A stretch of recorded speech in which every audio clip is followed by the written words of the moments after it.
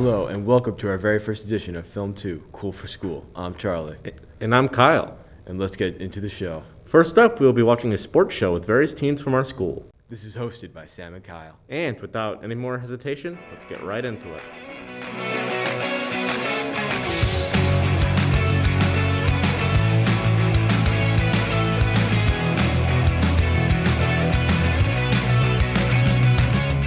Hello and good morning, Quincy High. This is the Quincy Sports Show. My name is Kyle, and today I am here with my co-host, Sam. Hello everyone, we hope you're doing well today. We have a lot of things to talk about in Quincy High, sports-wise. Indeed we do, Kyle. Alright, to start off, the Quincy High JV hockey team played against Scituate at home.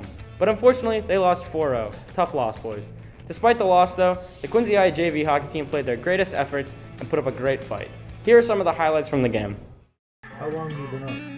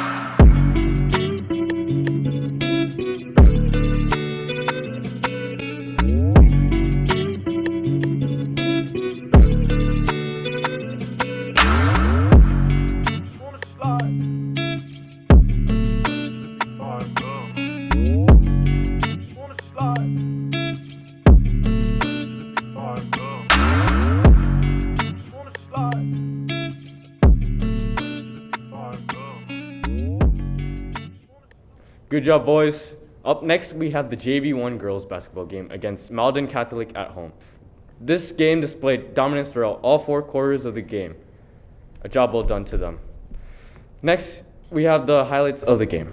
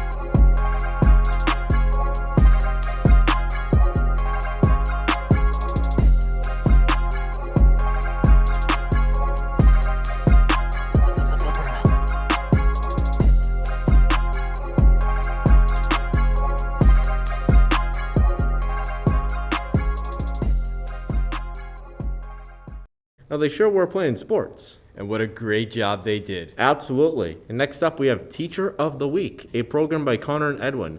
This week, we're featuring Miss Pintana. We hope you enjoy.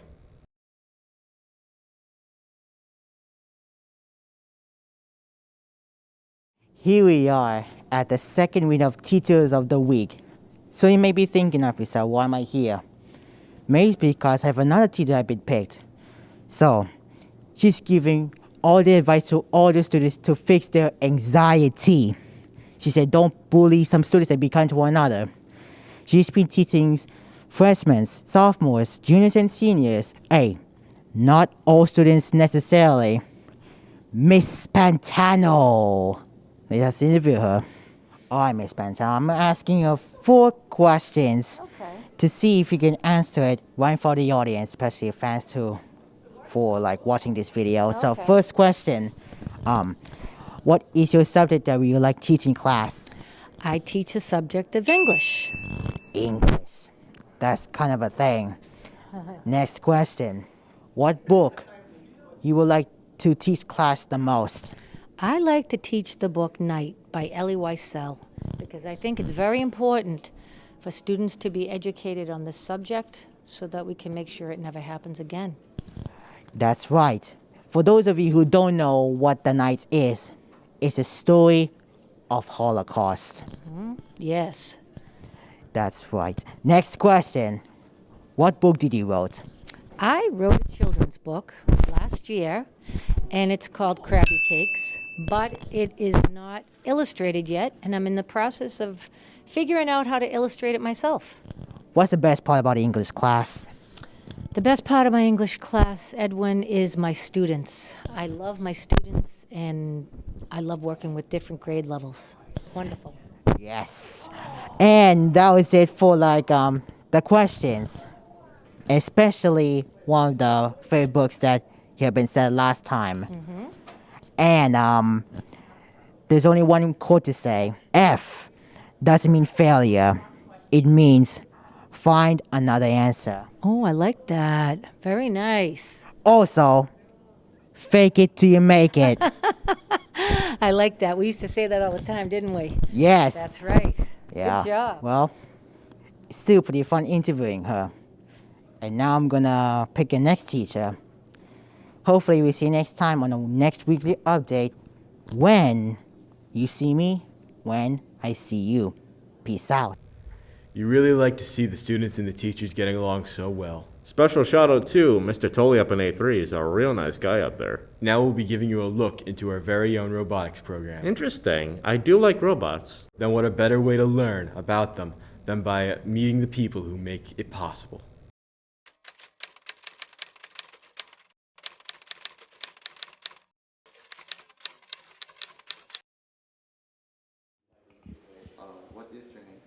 My name is Kaylee Ross. My name is Mo Ampane, and I'm a member of Team Hyper Robotics. I do a lot of marketing stuff, like making stickers and decals for a bunch of things. I'm a part of the mechanical team, so I help with making the robot and the structure of the robot. It's pretty cool. It's fun. Nice way to spend days after school or just when there's nothing to do. It's a lot of fun. There's long hours, but they're always worth it. We get to learn a bunch of new things, and seeing the finished product of a subassembly or the full robot actually running around and playing the game is really satisfying.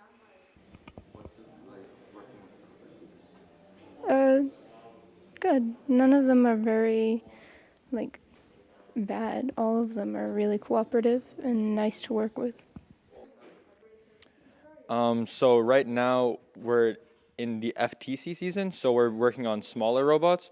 But right now we have a robot with an arm that just picks up objects and puts them onto these game pieces in the center of the field and on the corners of the field.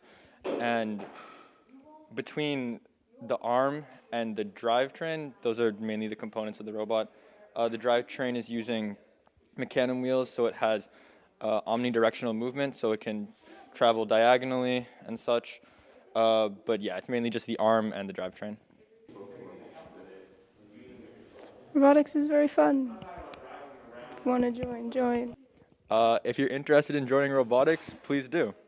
Thank you for taking your time to learn about robotics. I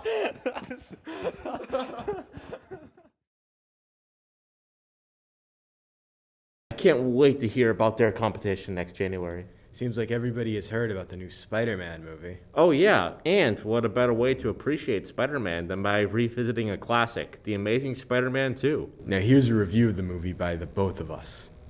Hello, welcome to QHS Film Review. I am your host, Charles. This is Kyle, and today we're taking a look at one of the worst movies ever made, The Amazing Spider-Man 2, starring Andrew Garfield and Jamie Foxx.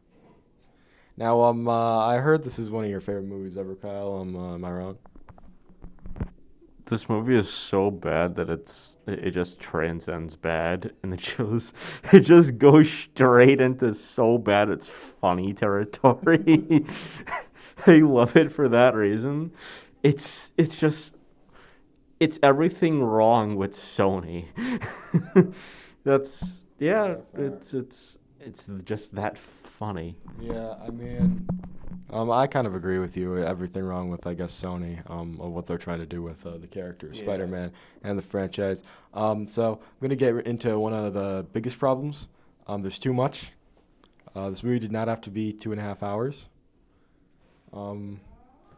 I get you're trying to set up everything, but maybe don't make the movie just a setup for something else, because it's going to age terribly, like it has.